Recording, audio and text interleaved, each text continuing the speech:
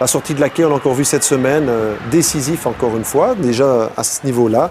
Bailly qui a fait un excellent match cette semaine, qui anticipe très bien sur son côté gauche. On le voit, il faut anticiper quand on est gardien, surtout quand on est près de l'équipe nationale. Celui-ci, ça veut dire qu'il faut se relever très très vite sur 2 essais, notamment de Hassan et de Boussoufa. Très bien joué de la part de Copa, qui fait aussi lui un bon début de saison. Et puis alors le dernier, Sirens, parce que là on ne voit absolument rien, c'est en 2 temps. Bien joué, il a encore sauvé son équipe ici au Bruxelles sur un super arrêt aussi. Plus ou moins la même chose. Alors tout de suite avec le Cercle de Bruges qui a marqué la journée avec sa victoire contre Gand et qui se réjouit de voir ses abonnés de plus en plus nombreux. Un record, on a souvent la perception... Oui, d'un stade vide. D'un stade vide, d'un club qui a très peu de supporters. En fait, c'est pas tout à fait vrai, ils en ont 4000 maintenant, c'est un record pour le club. Molenbeek, Brussels en a 2000 d'abonnés. Alors ce que j'aime beaucoup au Cercle, c'est que c'est un club très poli, intellectuel et décent. Il faut savoir que le président est un propriétaire de magasins de livres, très coté en Flandre, une chaîne de magasins de livres.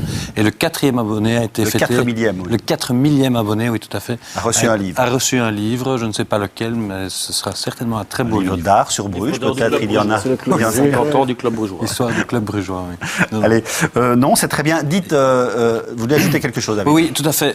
J'aimerais faire, parce qu'on va me tuer au Cercle si je dis ça, l'amalgame, pour éviter l'amalgame avec le club brugeois, c'est une association. Donc, le Cercle est appelé, se fait appeler comme une association. Sans but lucratif. Oui. Non, c'est... Oui, ça dépend. Vous racontez ça à qui vous voulez. Puisqu'on parle du football que vous suivez de plus près, celui du nord du pays, on s'inquiète quand même un peu pour l'éclairage à Dender. Alors, ils sont bien sympathiques, nos amis de Dender, mais leur éclairage, c'est quand même très, très limite. Alors, même les arbitres ont du mal pour voir ce qui s'y passe. Regardez un peu ça, on a l'impression qu'on est dans une autre galaxie. Mais ce qui est très bizarre, et ça, bon, on peut sourire, mais en attendant, regardez, c'est quand même... Ouais. Connaissant un peu le contrat de foot, je pense que la Ligue devrait intervenir, c'est d'ailleurs son rôle, parce que chaque club est obligé d'avoir un minimum de watts. Avec un sympathique. sympathique. n'a pas gagné à Dender et Herman. Mais vous ne voyez pas clair. On a joué à 6 heures. La lumière du jour était logiquement suffisante pour en venir à bout. Oui. Malgré tout, l'entraîneur de Dender voit très clair, Jean-Pierre Van de Velde, à propos de changement en or, Benoît Aublier, il a fait rentrer Silla et Dufort. Ils ont dynamité cette équipe et ils ont remporté 3 points très importants. Michel, on parlait du Cercle de Bruges, on parle des entraîneurs, mais il faut quand même insister sur le travail qu'est en train de faire Glenn de Boek, et qui joue de manière très offensive, comme avec Brace, avec 3 attaquants, de Sutter, de Smet, nos espoirs, et Yatchouk, je crois que c'était le coup de cœur d'Alexandre la semaine dernière, quand Yatchouk n'est pas blessé. Pour le football belge, c'est un ancien international espoir ukrainien.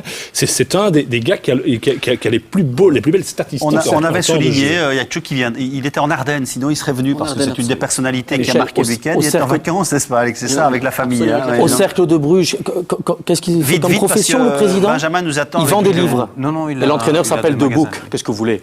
Oui, il ne pouvait entraîner que là. Mais beaucoup plus sérieusement, demandez un peu aux supporters du Standard qui du club ou du Cercle a fourni le plus beau spectacle à Sclessin ces 2 dernières semaines. Alors, est-ce que Luc Devroux est d'accord avec vous? Luc Devroux, qui est le manager sportif du club de Bruges, qui est avec Benjamin là-haut. Oui, bonsoir. Tout d'abord, Luc. Eh bien voilà, le Cercle qui se rapproche non seulement au niveau des points, mais aussi au niveau de l'assistance. Ils sont en train de vous piquer le spectacle et les supporters, là.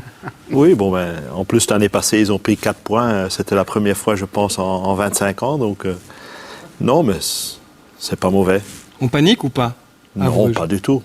C'est bien d'avoir de bons clubs dans la ville? Oui, je pense que c'est pas un problème, surtout que le club de Bruges, je pense qu'ils ont plus de supporters en dehors de Bruges que le Cercle, donc...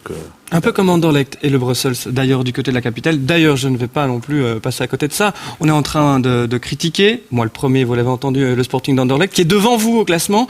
10 sur 15, vous êtes peut-être content qu'on se focalise sur Anderlecht, car pour l'instant, c'est un petit peu plus tranquille du côté de Bruges, alors que ça va moins bien au niveau des points. Ben oui, mais c'est-à-dire que je pense qu'on a eu, depuis le mois de janvier, on en a eu pas mal des critiques. Donc c'est vrai qu'on est content que ça s'est un peu adressé vers l'Anderlecht et à Genk, parce qu'eux aussi, ils en ont eu pas mal après l'élimination pour le Champions League.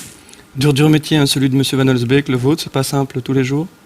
Tout à fait, c'est ça que je pense, c'est la plus grande différence avec travailler au Cercle ou travailler à Roulers.